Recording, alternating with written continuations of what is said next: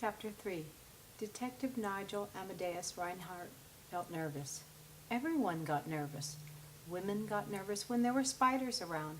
Men got nervous when there were women around. This little predicament covered neither of those situations, yet Nigel continued to be nervous, with good reason.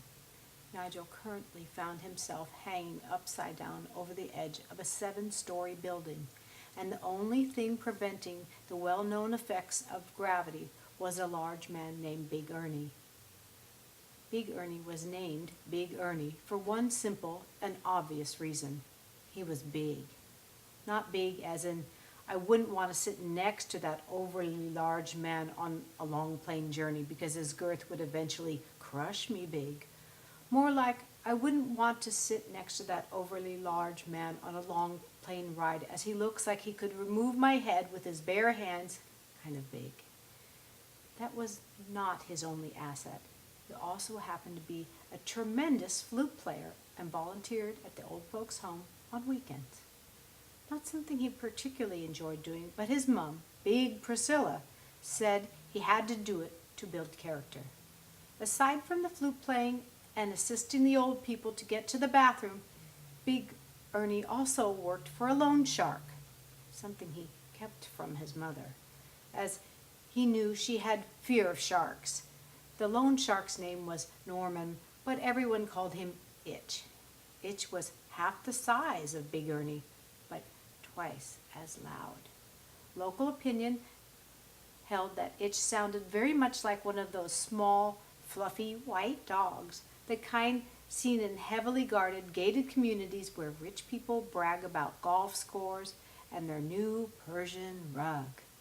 Big Ernie liked working for Itch for 2 reasons. Firstly, Itch paid him very well, and secondly, Itch often let Big Ernie hold people upside down off the edge of tall buildings. Sometimes he hung them upside down over short buildings. It generally depended on the location that they happened to be in.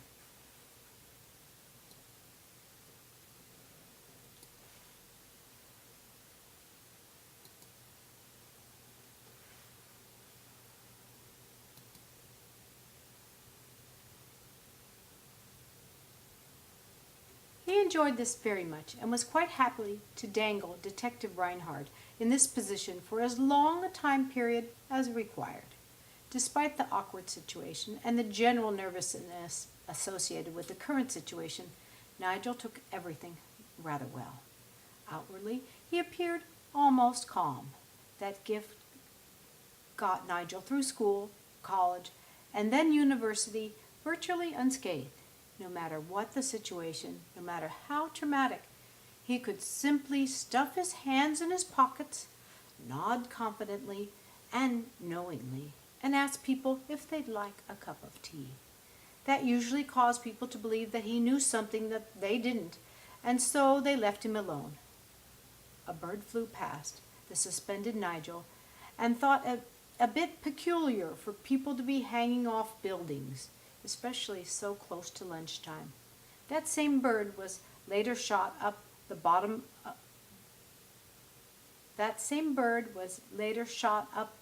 by a deranged old lady who had recently been deceased.